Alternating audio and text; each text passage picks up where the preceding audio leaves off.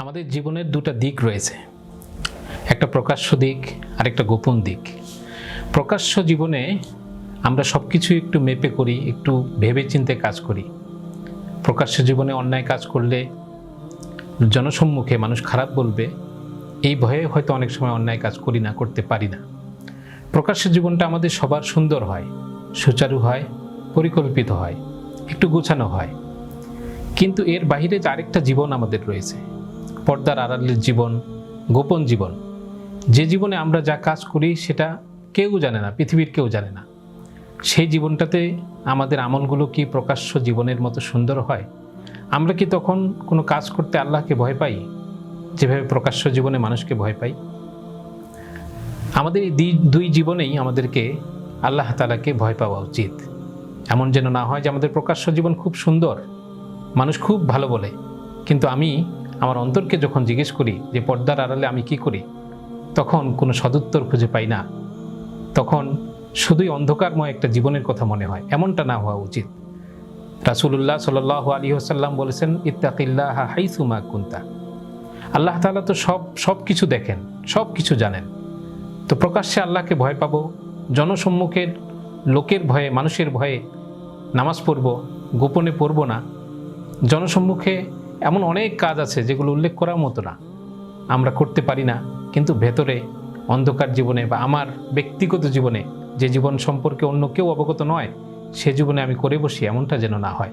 রাসূলুল্লাহ সাল্লাল্লাহু আলাইহি ওয়াসাল্লাম বলেছেন, সব জায়গায় যেখানেই থাকো না কেন আল্লাহ তাআলাকে ভয় পেতে হবে। ইমাম ইবনে রাজব হাম্বলী রাহমাতুল্লাহ আলাইহি বলেছেন যে মানুষের মৃত্যুর সময় যে মানুষের অশুভ পরিণতি হয়, খারাপ মৃত্যু হয়, খাতিমাতুস সু হয়, মানুষের নিকৃষ্ট মৃত্যু হয়, এই মৃত্যুর একটা অনেক বড় কারণ হলো সে সকল আমল যেগুলো মানুষ গোপনে, খারাপ কাজ যে আমলগুলো মানুষ করেছিল, যে খারাপ কাজগুলো করেছিল, গোপনের খারাপ কাজগুলোর কারণে অনেক সময় অশুভ মৃত্যু হয়।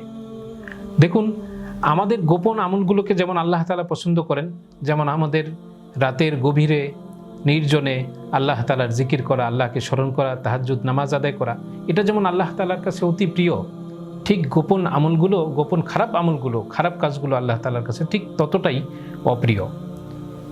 বুজুর্গানে দিন ওলামা ইকরাম লিখেছেন, গোপন আমলের কারণে আমাদের জীবনে যেমনটা উন্নতি আসে, দিনের পথে চলাটা যতটা সহজ হয়, গোপন খারাপ আমলের কারণে, খারাপ কাজের কারণে আমাদের দিনের উপর অটল থাকাটা ততটা কঠিন হয়, দিন থেকে মানুষ ধীরে ধীরে ততটাই পিছিয়ে পড়ে। এজন্য জনৈক বুজুর্গ বলেছেন যে তোমরা প্রকাশ্যে ইবলিসের প্রকাশ্যে শত্রু হও আর গোপনে বন্ধু হও না। আরেকজন বলেছেন যে প্রকাশ্যে তোমরা আল্লাহর বন্ধু যেমন হও, গোপনে ঠিক ততটা তার শত্রু হও না।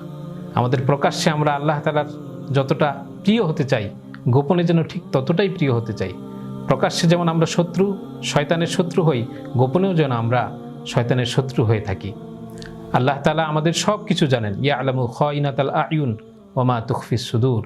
আমরা অন্তরে যা চিন্তা করি, মাঝে মাঝে যে চিন্তা করি, সেই চিন্তার কথাও আল্লাহ তাআলা জানেন। আমাদের অন্তরের কামনা বাসনা, সেটাও আল্লাহ তাআলা জানেন। প্রকাশ্য আমলগুলো তো জানেন, গোপন আমল সব কিছু আল্লাহ তাআলা জানেন। এজন্য সবসময় আল্লাহ তাআলাকে ভয় পাওয়া উচিত। রাসূলুল্লাহ সাল্লাল্লাহু আলাইহি ওয়াসাল্লাম একটা দোয়া শিখিয়েছেন, আল্লাহুম্মা কসিম লানা খাশিয়াতাক মা ইয়াহুলু বাইনানা ওয়া বাইনা মাসিয়াতিক। যে আল্লাহ, আমাদেরকে আপনার এতটাই ভয় দান করুন যে ভয়ের কারণে আমরা তোমার গুনাহ থেকে বেঁচে থাকতে পারি। আল্লাহ তাআলা আমাদেরকে আল্লাহ তাআলার পরিপূর্ণ ভয় আমাদের অন্তরে ঢেলে দিন এবং গুনাহ থেকে বেঁচে থাকার তৌফিক দান করুন।